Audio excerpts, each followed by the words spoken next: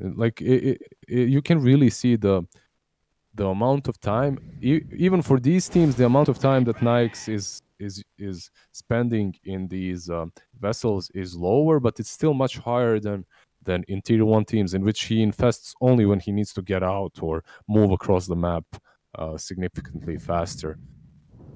All right, Wyvern and Batrider. Wyvern, just a solid hero. Team Empire like took it away from Navi as well, as Soneko loves playing that Wyvern. And Batrider, like, overall brings you another way of using that lifestealer. You have another Nike's bomb, right? At the same time, Disruptor versus Batrider is pretty alright. It's good versus lifestealer as well, as you have that ultimate with which you can stop him from raging. But versus Batrider, once Bat jumps, if you use Glimpse, he instantly loses that lasso. And Juggernaut, one of the best heroes versus Bat on the lane, as every time he gets enough of sticky goo on you, you can just spin out to get rid of it, and he can't really ever contest you very well on that lane. So maybe we're gonna see Team Empire trying to switch it up a little bit when it comes to the laning stage. But if you do put Lifestealer, let's say, versus Jug, you still aren't benefiting too hard. You're still having the worst lane. So maybe Bat mid, but I'm not certain if Kodos plays it. I think most likely what we're going to see is Bat just creep skipping on top lane and trying to get as much as possible while leaving Jug on his own. Definitely a possibility. I mean, Batrider, a hero that dynamic in the laning phase is a lot of people feeling a little bit too strong right now with the Firefly movement speed buffs.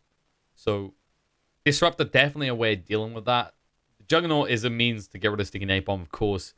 It's just going to be a question of whether they can actually close kills on the Batrider, because you potentially could just juke around, even in the kinetic field, long enough to escape. You are pretty tanky.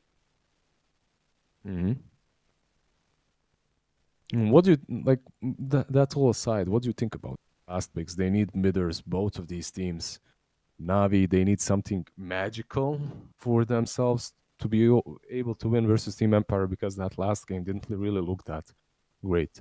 A hero that comes to my mind, a hero that went through, that they really like playing a lot, is that Huskar. Like, that guy works so well for Navi, and it hasn't been banned out, and they love playing that guy. So maybe a Huskar pickup, maybe returning to something like a DK, but I don't know if Magical is really that kind of a player. As you have that healing ward plus the DK, you would have potential early on in the game to push. Yeah, it gives you flex as well, because right now, like, Team Empire's lineup aren't based around taking buildings quick. They're all about fighting into objectives afterwards. Broodmother, all right. Kodos, by the way, we talked about him off microphone. We didn't really talk about him way too much during the drafting stage. This guy is very young, and he's one of those players that came into the scene with some of these cheesy picks, cheesy heroes such as Meepo, such as Brood, but he plays them really well. He plays these high skill, high cap heroes that are always fun to watch. And Broodmother, possibly not the funnest hero to watch, but is a really strong hero right now. Isn't picked a lot, isn't picked almost at all. We've seen only one Brood in the whole major. So, but the hero can definitely work, and banning it out from a player that spams it a lot is justified. Shadow Fiend, sorry, with the Greaves build, can definitely be that second core that Navi needed. Consider that you have Slardar as well. There's a lot of max armor, but Team Empire, they answer with that Prophet again. Very smart. Magical. You know what they've done there, Liz? They've given themselves a Yules builder, because Blizzy once again has a hero that needs at least half a second to a second once he initiates to do what he needs. Well, it's not an axe. It's definitely not an axe. Yules this game around can help him versus Crystallize, versus Disruptor as well, but it's not an axe. It's not a hero that definitely needs to stay there. Like, axe just gets demolished by Yules. Slardar, however, he still, if he blinks in, he's gonna stun you. Yeah, there is a chance that you Yule him instantly. There's a huge chance that you're gonna do it, but he's still not gonna be wasting like a really long cooldown spell or anything like that. Plus, he has sprint to chase you down afterwards. So it's not as bad as in that last game, but That Prophet again, it worked for them before. Why not pick it up again? It does make sense. Especially with the AoE silences against some of these heroes. I mean, the Disruptor can get screwed over by that. Juggernaut, not until he builds into a Manta does he have a way to defend himself. And do you want to be rushing a Manta as your first big item as a Jug? Usually we see them kind of transition from Yasha into Diffusal, then Manta, right? So there's kind of like this stop-off period, which Team Empire, they could exploit. But at the same time, you picked a Lifestealer, which is slowing your draft down somewhat. Yeah, it's slowing you down a bit, but you have these 4 heroes that can kind of work around together. Have the Wyvern, the Seiyu Nyx, and the Madden's Bat Rider. Going to be interesting. I haven't really seen him on Bat for quite a long time. Madden is a player that has been around for quite a long time. Like, he's been offlaner first, and he played a lot of offlane. Then he stopped. He went back to position 5 or something. That didn't really work out very well for them, so he's back to the offlane right now. You can see in some games like that he is a little bit rusty. Like, not everything is perfect in his plays, but overall he gets the job done most of the time, and he's doing all right. Gonna go. I think the middle lane especially is gonna be interesting to watch. Just the kind of power points, the power peaks rather throughout this game for both the Shadow Fiend and the Death Prophet will both be very center focused in terms of these push powers of the lineup. Yeah, the Shadow Fiend this time around, like if you remember the last time we watched Shadow Fiend, it was the Shadow Fiend with that bounty hunter. It was VP that played it, and it didn't work. It didn't work because he had no team around him. He had no one to play with. Even though he got those Greaves early on, he just could not find the proper place in his map, and he was always left somewhere alone, split pushing, which isn't really where you want to be as SF. You want to be fighting once you get those Greaves. And this time around, however, this lineup of Navi looks very solid, and it looks like it can work around that SF. With the SF Greaves and few raid bands, with the Juggernaut Healing Ward, and let's say Vlad's on Slardar, they can fight very early on. They can take down objectives super early versus this Nyx that's going to be looking at staying AFK and farming. And you can see that we called it a little bit right. Madden is going to most likely rotate top and dodge this bottom lane completely. We see Dream Nyx staying here. And yeah, you don't want to be laning Bat versus Jug. That's pretty much it. I actually expected them to just remain this way and creep skip with the Bat, but instead he's going to go top and try to find his luck elsewhere versus this Slardar. We spotted out by Chu, though. Yeah. Rotate. Looks like Blizzy says, screw that, I'm out. I love that Madden is actually trying to fight off the Rasta. And right now, I mean, he's getting stacks on him, but while he's getting stacks, he's not really juking the hits of Chu. And because of that, he took so much damage. However, as he's getting more and more stacks, it's going to be increasingly harder for Chu to fight this off. DP away. We got distracted by that. First blood in the bot lane in the meantime. Chu, he was just distracted all along. Not sure what for, though, as he loses his fellow support in the bot lane. Jug is just running top, though. This is a lot of time wasted for this Jug. This is basically 2 creep waves that he's going to miss completely. So that's not really optimal to be running around as Jug this way. Right now, Navi, you're looking at this. No lane should be off to a strong start then, because you're essentially wasting all this time just transitioning your lanes, and then in the mids, you expect SF maybe not to do as good as he is right now. 3-2 his first few waves. I mean, it's alright. Like, that Prophet should do better, should completely crush SF in the first wave, just like many other heroes, right? But Magical, he found his plays and he got some last hits, which is pretty good for him. This time, however, I think the game is a bit easier for Magical than when he played that Viper. We'll see how he does, though. Checking the other lane, see how things have gone so far. Seiyu, happy to have 5 CS to his name. Abnormal for start to this game, as we see one of the supports pretty well in terms of CS. Yeah, he was just completely left alone. Like, the players that love the most, that love this meta in which you have to swap lanes around the most are support players usually, because Yeah, we get a lot of experience. And some last hits even on the lane. The support, Seneko did make an attempt on the mid with the haste rune picked up. Very close as well, but Kodos very smartly held onto that Spirit Siphon until the last moment and kept him alive. Very important as well, because this is a volatile type of lane. Like, the SF could barrel out of control.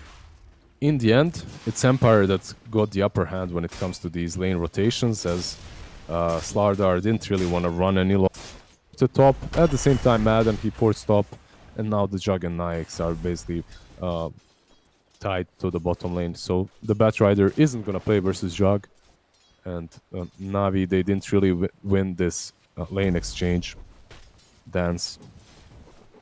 lizzie will have to look at those LECS and be happy with that, because this is where things might start to get harder. He can go for the pull-throughs at least, but this Batrider will probably end up becoming a threat.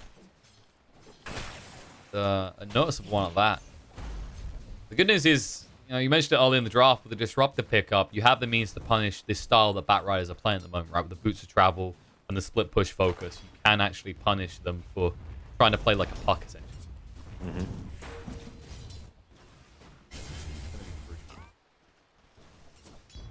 What sort of items do you expect to see out Crystallize this game? Because you think we might see some like drums this game to try and just take control of the map before Lifestealer gets his items online? Yeah, I wouldn't be surprised to see him go for something that we've seen before, like some early game-oriented item build. But I wouldn't mind if he went for a Battle Fury either, like the good old 2 raid bands into Battle Fury, or Yasha into Battle Fury 2. It could work this game, because all they have to do is basically scale a bit better, in my opinion. And he also has the SF that's going to be most likely building into Greaves, so you have that mid-game hero that's going to be able to just pressure Empire early on, and you don't really have to contribute way too much as Jug, but we'll see what he opts for.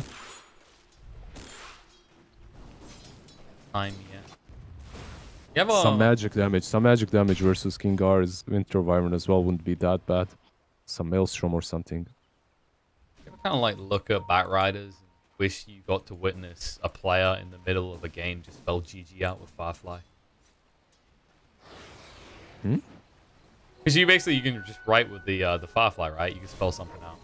Be like I feel like that would be the ultimate BM. There would be nothing more BM than basically spelling out GG or something. So you just spell out GG and that's it? In a fight, like while you're killing them, for example. Like imagine you had someone, so say GH was to play it, right? And he spelled out his initials while beating them. That would be some next level styling, I'll admit. That would look cool. However, double stun. There's some styles. The mid lane, Seneko, a lot of trouble, taking a lot of damage and magical.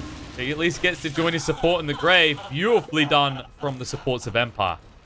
Seiyu, man, like he is on fire. This series, at least the other series today for them, it was a little bit harder. They played versus VP, Virtus Pro, but this series, however, Seiyu is just on lifire. And so is Blizzy, literally. The top lane. He's going to go for the TP away. It's the only way. And even then, look at the damage. Blizzy, he almost ticked out there because he TP'd to his tower. He at least has a salve to recover. He has a salve, and he didn't die there, which is, even though he was very greedy with that port, he didn't die, so. On the mid lane. Exorcism has been committed. The catapult coming in as well. They're just trying to actually get as much pressure on this tower as they can with the illusion rune. Cold Embrace. Actually, they're going to keep this going. If Magical commits too hard, Seiyu can punish this as a problem. Neko trying to get in range to hit that Thunder Strike to interrupt the salve, but Kodo says, no, I want this tower. Jackal's coming out behind Seiyu. He'll give his life for it. Despite Carapace, actually, he doesn't even have to. They get the tower, and Nyx walks away successfully. And that's the first ultimate used also by that Prophet, and instantly they got it very well played by Team Empire, and it all comes down to that one Impale that caught both the SF and his friendly support. After that, they just had the freest time ever hitting the tier 1. This is a big deal. I mean, we've already seen how vulnerable this Shadow Fiend is with a tier 1 to support him. And you see the move straight away. He knows he can't be anywhere near this lane anymore because of how far any assistance would be away. Instead, Seiyu goes, oh, great, a free lane. Let's get me to level 10 quickly, boys. I want that gold talent.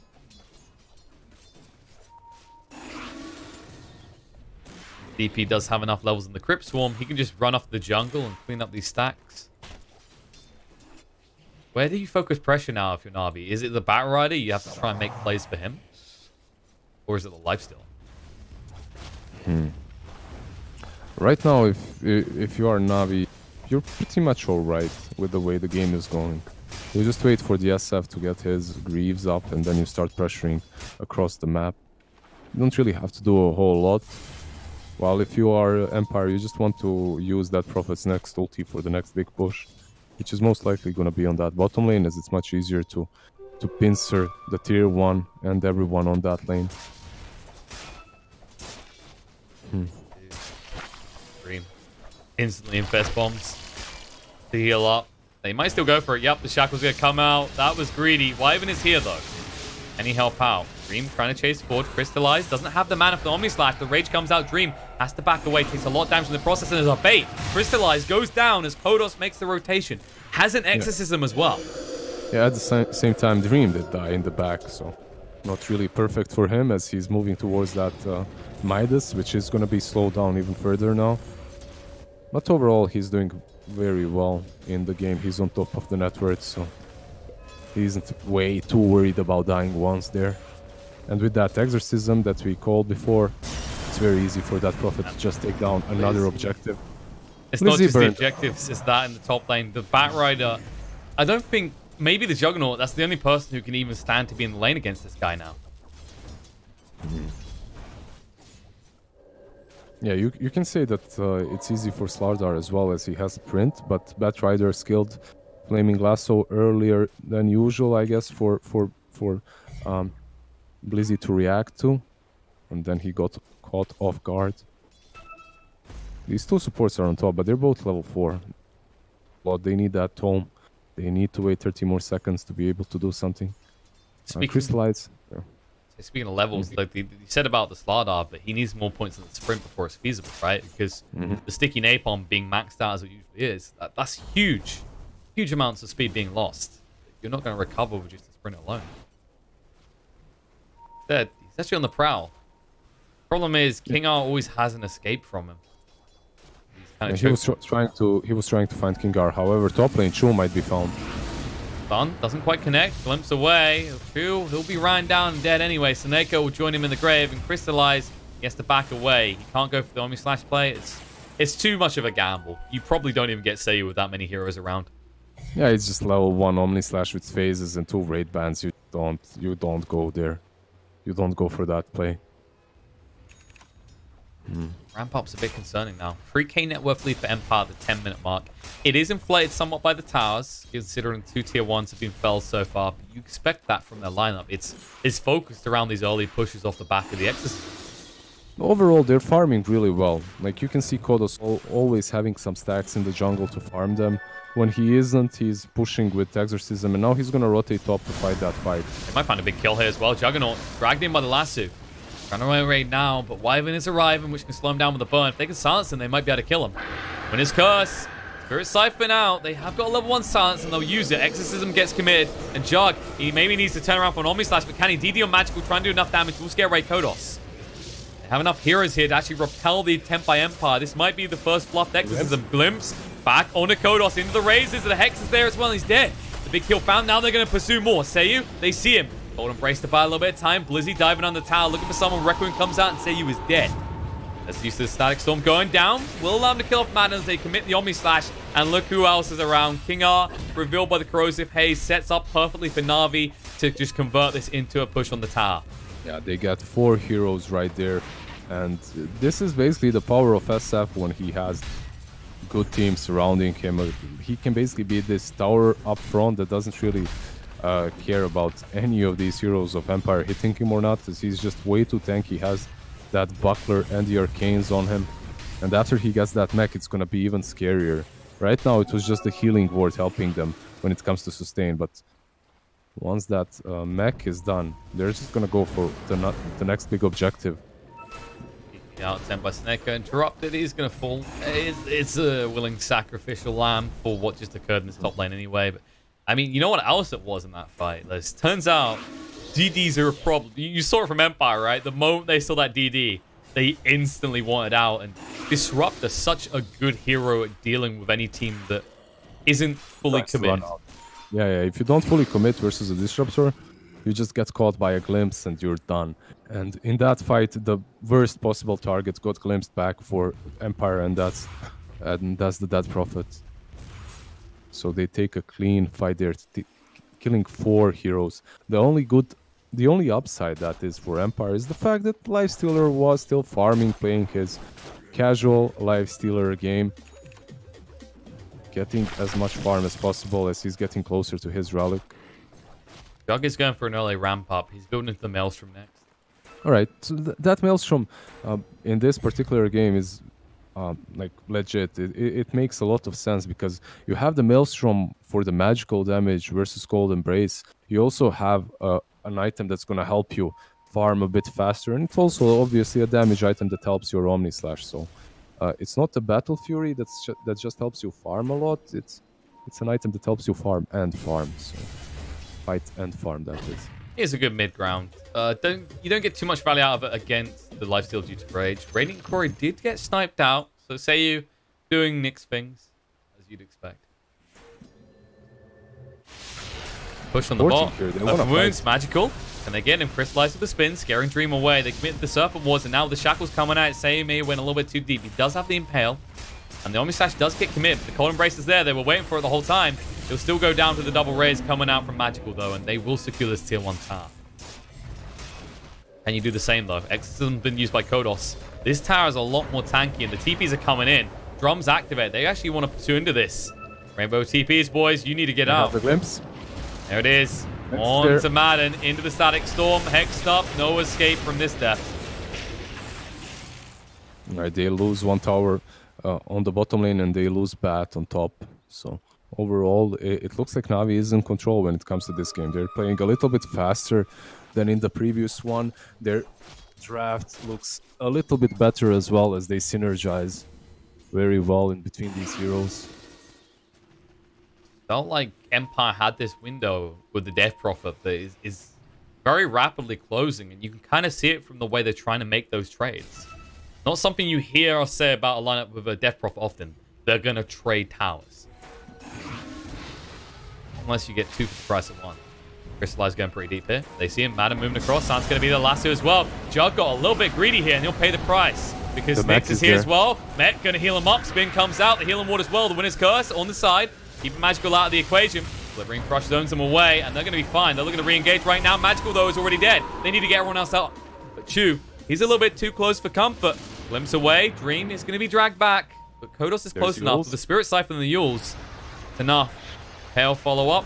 A little bit of fluff there, but Chu, he can't defend himself. He has to turn around if he wants to, and it would have been too late. It's going to be a double kill for Death Prophet. Crystallize still hanging around. Has the spin TP, though.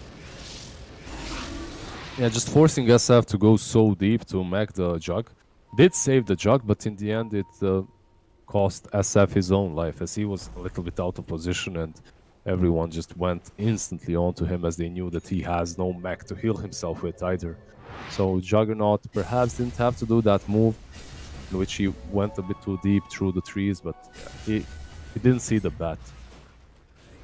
Magical's probably happy with that, though, you know. Just trying to tick up the values on his Dota Plus objectives. Heal teammates. Oh, Disruptor ult. Oh, Static Storm down. Madden protected by the Cold Embrace. Is he tanky enough? He has the drums. Gonna get away. Winner's Curse use as well. Glimpse back into a mess. And he will definitely still die. Defend this tier 1 again. Yeah, they defended tier 1. They repel Empire away from it. But at the same time, Dream has that relic finished up, was farming mid, was not actually committing at all into that push, and he's having a blast.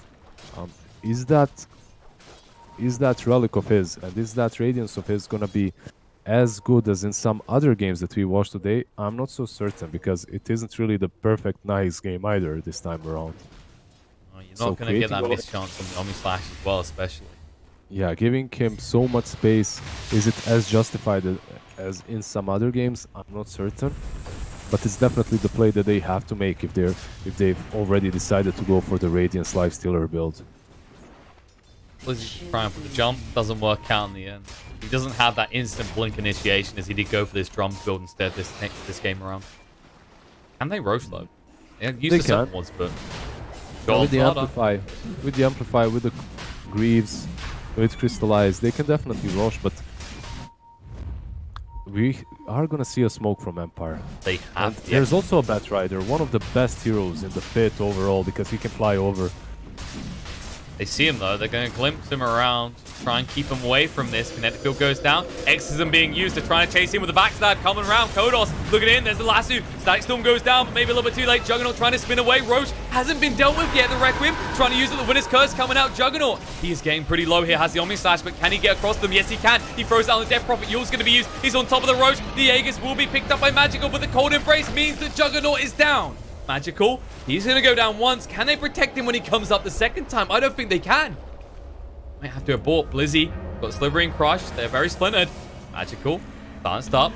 Can't go for the triple raise combo. Shadow Feet just so melting fast. So quick. The glimpse back might stop Madden from pursuing for more, or will it? Gonna move forward. Splint Blast comes out, and Seneko, he says, go right. I know what happens next. I'm the sacrificial lamb here. He's gonna feel the burn, the wrath, and the fury of this Lifestealer. Yeah, going for that rush. You have the Slardar and Jug and SF. They definitely do take down Rush very fast. Like, if you do it like that without getting a single pick off, and if you're telegraphing it like that to Empire, that they know for sure that you're doing Rush, you're gonna get punished, and that's exactly what happened. Navi, they individually, they make a lot of good plays, but at the same time, 2 series in a row, they have some of these movements that are a little bit questionable every now and then, that are a little bit too risky. And Empire definitely makes them pay the price this time around. A little side dish in there as well. And funnily enough, a person I wanted to bring a conversation onto after Madden goes down was Chew, because they used the Serpent Wards before they went to the pit, right? So Empire knew this. They saw this. They're going to try and counter you at the Roche pit. Yes, you've got Corrosive Haze, but defensively, how do you hold yourself up in a Roche engagement? They tried with Disruptor. They tried catching out Batrider on the sidelines, but instead just managed at glimpsing him away, and then he came back into the pit anyway, using that lasso on the Jug. So overall, a little bit of a risky move there. Didn't work out for Navi, but they did take down that Aegis, and they took it. So take down Rosh, and they took Aegis. So it's not like Empire took it. They took a clean fight though. Yeah, well, they got the Aegis. That's the good news. But the bad news was they died instantly with it. And the real winner here is this Lifestealer. Look at the net worth lead he's now building at the top of the chart. Yeah, he has that medallion. Radiance medallion working into the Manta next. And this feels familiar to the Lifestealer previously we talked about. The one that was just left to his own devices, and you just refuse to deal with him. You don't feel like you can deal with him. Ports. They're going to try now, though. Manly ports. King R spots it all, though. He says, okay, I'll give my life. You got the tower. Now can they do anything? They need to actually abort and get out. Adam does have the lasso. Well, Blizzy down a little. They don't have drum charges. They just have to run. Oh, this is an interesting smoke. Buyback comes out, and do they want to pursue? Wyvern's on his way across. Hex going to be there. Surf Wars. X hasn't been used. Static Storm's going to go down. Dream. He got the Rage out, though. He's going to move straight onto Seneko. The guarding groups to keep them alive and keep them healthy. It's enough. They bring down the Lifestealer. Moving across, they find the DP as well. A beautiful fight from Na'Vi, and the 2 most crucial kills just evaporate in the face of the damage of Na'Vi.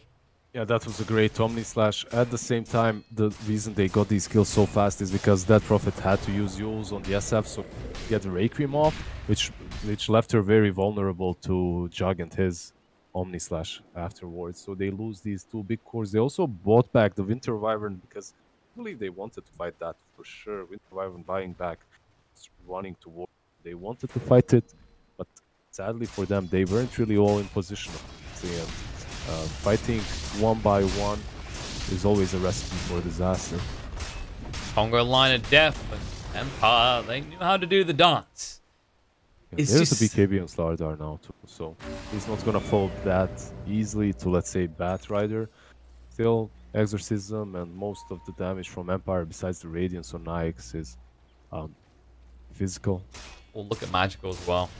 He's not far off his own BKB. These timings might just cripple the opportunities that Empire have. I mean, you do have a lot of physical damage due to the exorcisms, but you're not focusing on using them definitely for kills. You want to try and flip kills near objectives because the towers are the important part for this DP. What he found? Meanwhile, what's your lifestealer offering, right? He's going towards his Manta style. Not an increase in physical damage, just going to increase his farm rate. Na'Vi, I don't know how much room they're going to give you to keep farming like this, though.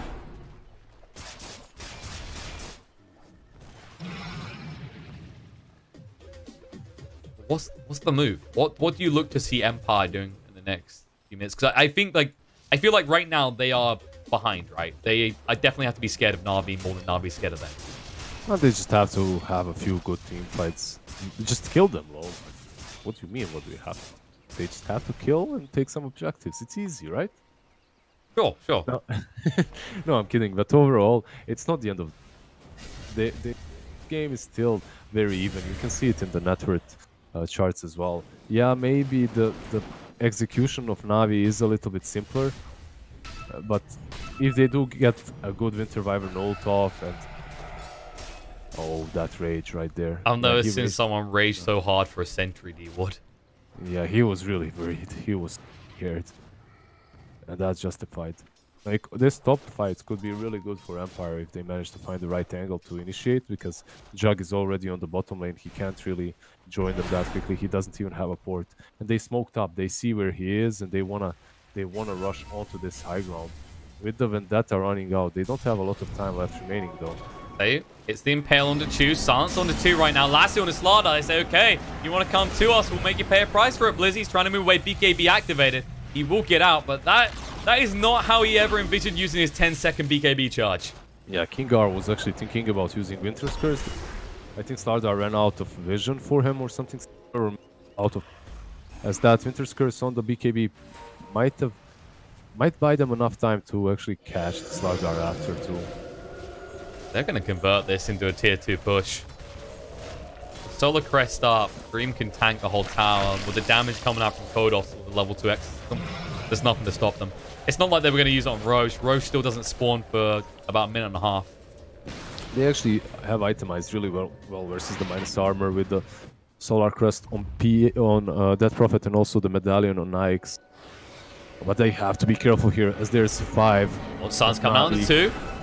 Hitting on the Spirit Siphons. There's the stun. Save jumps in. The Omni Slash did come out. And Blizzy, he's melting in the face of all this damage right now. When it's Curse on the side, keeps the BKB Shadow Fiend at bay. But Seiyu goes down.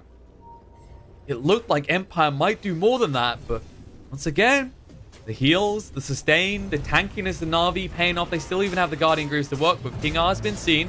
Buyback coming out from Seiyu. Glimpse back. King R, hexed up and dead. No way to protect him. And this tier 2 will fall as well. I'm surprised Empire tried to fight that fight because it wasn't their fight to be fought, like at all. They already used the Death Prophet's ulti on top. You don't have that to work with. I believe the lasso, okay, lasso was off cooldown, but at the same time, you know that there are gonna be 5 there and that you're gonna be porting onto that shrine to get to the fight, which already puts Na'Vi in a better position. And now this is what's happening. Your high ground is suffering because of that one team fight that you decided to take. Punished they will be. Back, Hex coming out, Lifestealer. Trying to jump on him. They got the shackles, but they can't use it as there's silence on them. Now I'm going to push them in. Lasso, perfectly comboed, perfectly timed. Madden, Dragon, Shadow Fiend deep. He will go down. The Requiem Pop will reduce the damage Empire can put out. That means Na'Vi should be able to break away. Crystallize could go for TP out. Disruptor won't be so lucky. He'll try and TP now. But they've got Yules after Yules here. They're ready to play. Play with them, they will. 2 kills on the Na'Vi members. But they do keep the melee racks alive. Empire, considering the mess of a fight you had outside your base, you kind of got to be happy with that. Yeah, you definitely have to be happy. Madden used the flame break into that lasso very well, isolating the SF, moving him back, and then easily dealing with him. Overall, well played by Empire to hold one side at all. Range racks, you don't care that much. It's range racks after all. It happens. You can allow yourself to lose those. Of course, the big hurt is the tier 3 tower form, the first one, in fact, in the entire game on either side, which is going to open up these shrines, which, as we've seen, these Roche fights can get pretty hectic if you can't buy back and get close. It spells trouble. Yeah, not only that you cannot buy back and get close to the Roche, but it's much harder to move across the map overall. It's one of those, you already lost the tier 1s, obviously, so it's much harder to get across the map if those shrines are open. It takes more time, and these teams, because of 15 seconds more that you take to get somewhere, they understand if you're smoked, there you are. They're gonna be able to predict your movement a bit quicker, a bit easier. Kodos is heading towards the BKB next. Which, actually, that's going to be huge here. I mean, Disruptor won't be able to contain you anymore. You're still worried about the Omni Slash. You're still worried about the raw physical damage, but no longer will the lockdown be a concern. Yeah, you have the Yules to deal with that at least. That's kind of the beauty of Navi's draft, is it's plentiful in terms of lockdown and physical damage. It's not just reliance on one source. We see a smoke from Navi, and Kingar is in a good position, but he's in the best position right now. Count the D wards as well. No vision. Chu goes in though. Pretty aggressive blink. Now Seiyu gonna stun up. Force stuff away. Dream chasing in. X hasn't been used. Shrine has been activated as well. Can they keep him alive? Wyman's already dead. And Chu, they'll finally take him out, but a lot is committed. Magical with the BKB into the Requiem's gonna throw it off. Omni Slash just eviscerates Dream. The attack speed on this boy is a bit too high. Yules out onto both of them.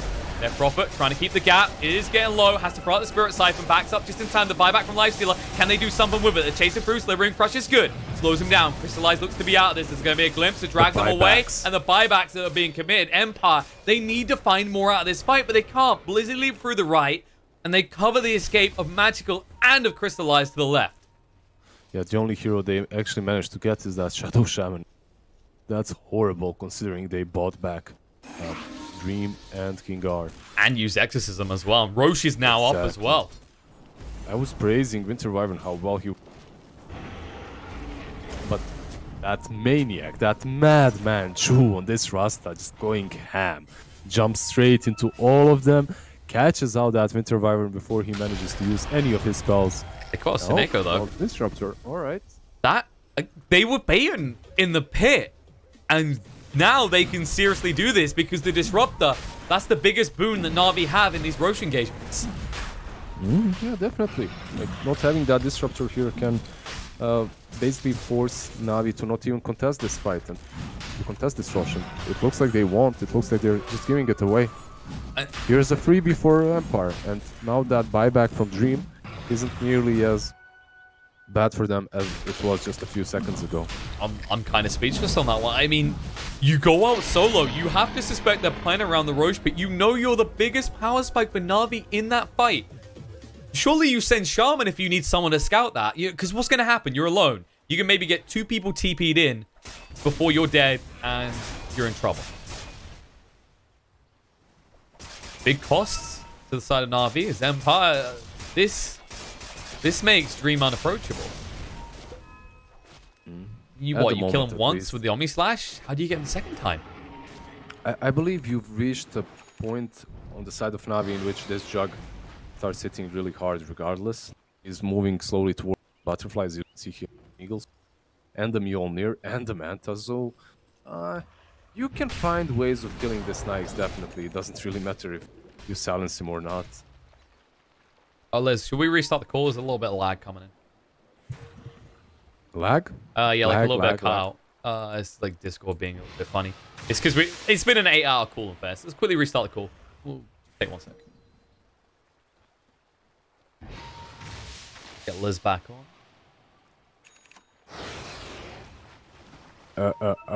Lag. Yeah. Is it better? Nah, I'm kidding. No? It's good. It's good. It's fine. Come on, bro. Don't mess with me. Hey, you're trying to mess with me. It's all good. That's just Discord for you, you know. Long calls, it gets a little bit exhausted, but here we are. We're going to see a smoke coming from Empire. They're going to be rotating into that Radiant jungle, trying to get back into this game. They still have that Aegis on Nyx. So the cheese. So perhaps the pincer movement around this tier 2 on mid would be good for them. But they don't have the creep wave still pushing in. As the creep wave is around mid, it would be so good for them if this creep wave was a bit faster. And I had to double check. I wasn't believing the numbers for a second. Like Kodos, I mean, he's got 2.3k HP. I thought he was level 20 with that much health, and he almost is. At that stage, with the cheese as well, That's 2 unkillable cores that Empire have in these fights, right? They're not unkillable. Well, you get the point, though, that they are ridiculously hard to burn. Damage. There's a bunch of damage coming from the side of Navi. They can do it. You have the Corrosive Haze. You have the Jug that's massive right now with that Butterfly completed. What happened, by the way? We lagged out a little bit. Suddenly, Crystallize has a Butterfly, too. I call shenanigans. Yeah, something suspicious here. We're just going to lag out again and suddenly see a Basher in his inventory. Maybe a BKB. That's what he seems to want next. Yeah, in any case, it's about the initiation, I believe. Which one of these teams initiates first and on which heroes. Like, if you, again, catch that Winter Wyvern instantly, you can take a clean fight once again for Navi. But if Navi are the ones that initiate with, let's say, a Bat or the Nyx, same can be said. They can burst down targets fairly fast, too. Chaos value here, like more chaos value this stage. I mean, you've got Static Storm on one side, you've got these wards, these big slithering crushes come out. Let's see a smoke from Empire. And then on the side of Empire, I think the Batrider just gives you so many easy points in terms of initiating and finding a pick-off target. They're going to look for one now, but Na'Vi, they're reading this. They back away. Yeah, this is the second time in a row that they're managing to dodge out these smokes. It's not like they have too many wards either across the map. It's just that they wanted to smoke up themselves too. They're gonna you can see the way they moved. They instantly take the next closest high ground, which is very important, and Nyx might run straight into them. Oh. I think they noticed Batrider as well, yeah, so they know they're not regrouped. Sadly, Na'Vi not able to pounce quick enough. Means the Empire can get everyone back together. Gar, he's so deep. Actually, he's the one. Oh. They don't realize it yet, but they will soon. Smoke's now running out, so Na'Vi retreat to the high ground in the jungle. And Madden, he's looking to penetrate the high ground. He has a gem as well. He lost his Firefly though, yeah. Awkward time for it to run out. Dream confidently walks in there. He's like, I got a second life. I don't care. Let's go. They find anyone. Pretty fast. Not for long though. They really want to fight. Lasso coming out onto the Juggernaut, the prime target. Can they get rid of Crystallize quick enough? The silence there. Maybe. The Impale follow-up is enough. He's dead. No buyback. He didn't have Manta there. That's why. Like, he already used the Manta 10 seconds earlier, sadly for him. Now they have a full creep wave and no buyback on Jug for 60 seconds. This could be 2 lanes. They have the damage output. And you've already glyphed. You need one hell of a hold if you're Na'Vi right now, because this is completely game-changing. Aegis reclaimed. How do you breach them right now is the problem with the illusion just keeping you back. The melee racks to at least go. And Empire, they're going to play it safe. They're going to back away. Na'Vi will get a moment to review on that and think, okay, if that happens again, in that situation, we could be done here. We need to be careful. Yeah, Soneko just took 4 bounties, though. That's a good thing for them. He just went from top lane, taking bounties, into porting to Shrine bottom lane. He didn't even go based. He didn't crack under pressure whatsoever. One of the reasons I believe why he did that is he tried to get Jug enough gold for the buyback. As Jug was actually very close, you can see that he has a buyback now. Well played. Change of heart there. I mean, you just identify it straight away, right? Like, you've got to hope that's the goal, because there's no way you can fight 4v5 against Empire at that stage. Pays off. Navi's still in this game, and they have to be because they are already 1 game down. They don't want to even think about defeat, but have to kind of think, okay, how do we want to play this? We can't be too experimental. We need a solid, clear plan, because this could easily be our final game.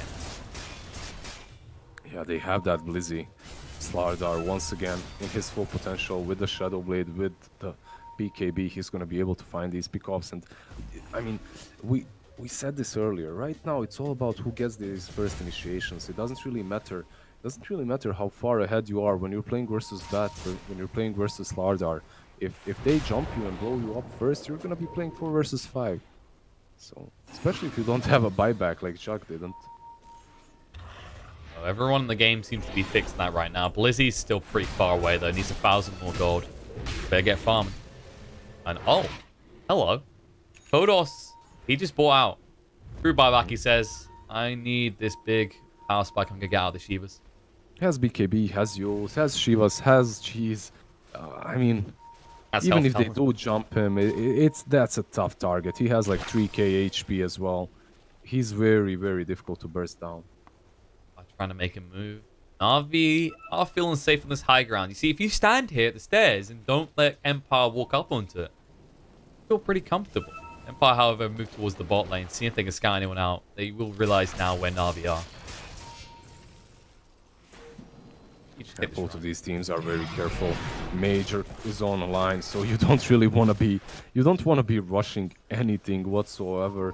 Even if these smokes, you can see they smoke up, but they use that smoke to take control of one side of the map, and that's it. They aren't necessarily trying to press the matter way too hard and go in some position on the map, which isn't really very good for them. Like rushing uphill or something versus NaVi can be just equal to suicide.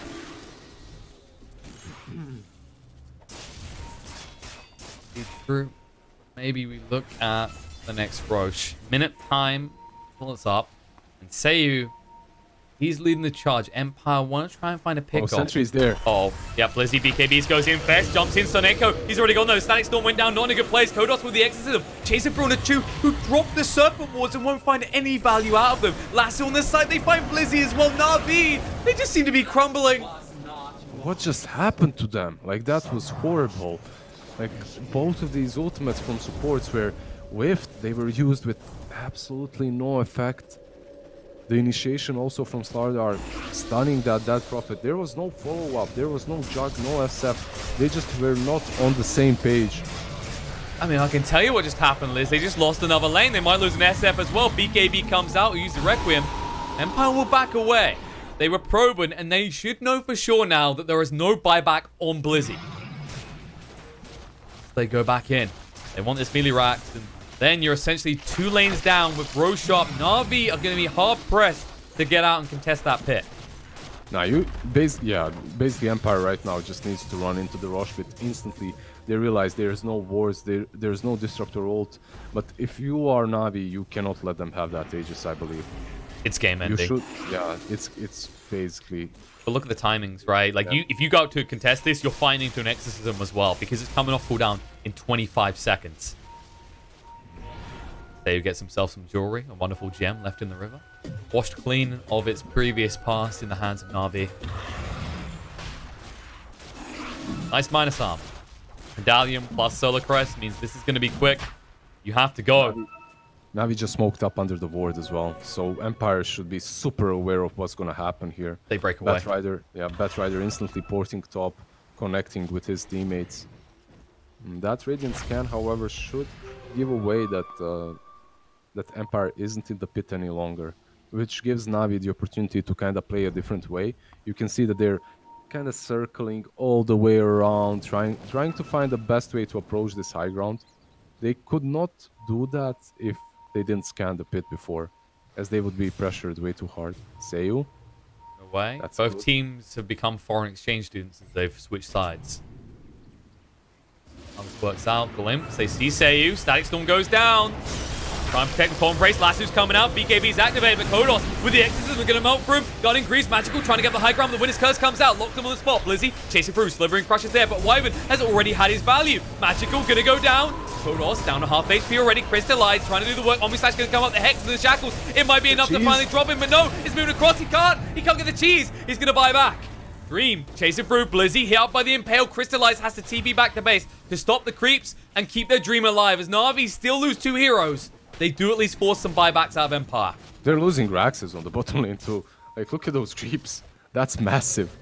Double the Batrider is forced to, the Batrider is forced to port back and defend, but these Karties are still gonna take the Raxes. Like, you can't, like, look at this. He can't stop this. He just lost one full side. At the same time, that Prophet bought back, and Nyx bought back, Wyvern bought back, so they have to go into the pit. They have to take the Sages, at least, and the Refresher this time around. It was very unfortunate for them, as they didn't manage to use that cheese on the Dead Prophet before she died. If they managed to do that, the fight is a bit different, but overall, they're still satisfied as they did take down that Aegis, and they're going to be able to pressure the high ground once again, especially now that they have that Refresher shard on that Prophet. So she can die once, then respawn and again use that exorcism with another BKB, with another Shiva's guard. Like, there's a rough fight coming towards Navi, and they have to find a way to fight it out somehow. Down, windows, board up, and try and protect themselves here. But Magical, he needs to find some of this farm. He does not have buyback. In fact, he is 1,500 gold off. He will have to expose himself somewhat just to get that gold. But Empire already moving towards that bot lane. He said, basically got double X's, and they gave the cheese to Lifestealer, as he's more likely in their eyes to actually get it off before dying.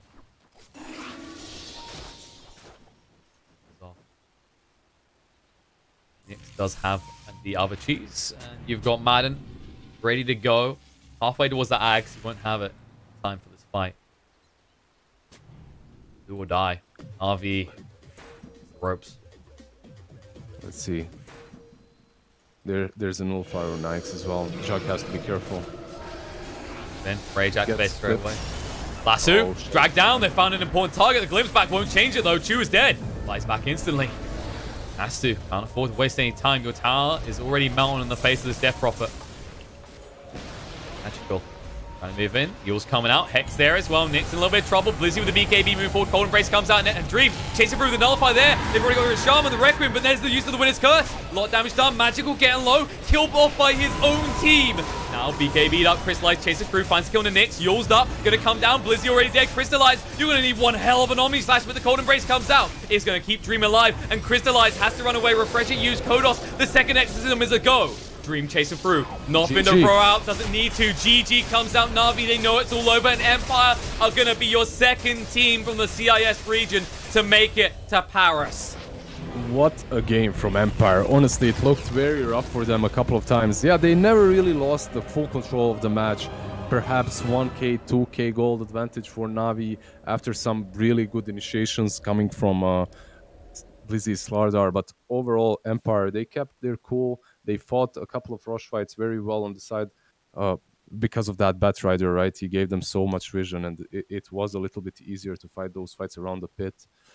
However, yeah, they go through to the major, and Navi is going to have to go through the minor at least to get that shot of the major again. Even from the CIS region, there's going to be some challenges there. Of course, they did beat Gambit.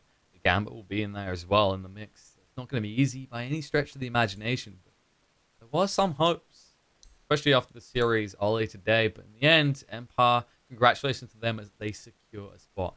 That, however, believe it or not, Liz, brings us to a close on the CIS qualifiers for this event. It's done. BP and Team Empire, the two teams that do end up qualifying from this region. Congratulations to them.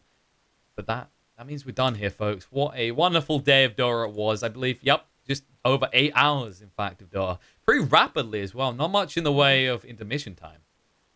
Yeah, a pretty fast one. But congrats to you, Liz. You know what? Big round of applause for Liz, folks. After 15 hours on a bus listening to Venga Boys on repeat, he comes on, he slays an 8-hour cast like a goddamn champ. Yeah, gonna go sleep for 3 days now in a row. Honestly, Yeah, it was fun. The games are fun to watch. I feel like I didn't give them justice, right, with the cast, but it was fun. Fine. You done. It was fun. Like that, Blizzy's Ravage with lizZard and some plays today were really on point. I'm actually super amazed by Empire and how they've been playing. Like, I remember watching them the last time. I remember, and they didn't look like they're a team that can even contend with these tier one CIS stacks, right? The stacks that are looking to break through the tier 2 scene in the CIS, like Navi, like Gambit. Like Gambit, but this time around they look like they have more than just memes on their side. Like they look like their Twitter might be alive again. Empire Twitter guys confused, like, wait, you want some serious posts now? You might need them. They're going to be at the major.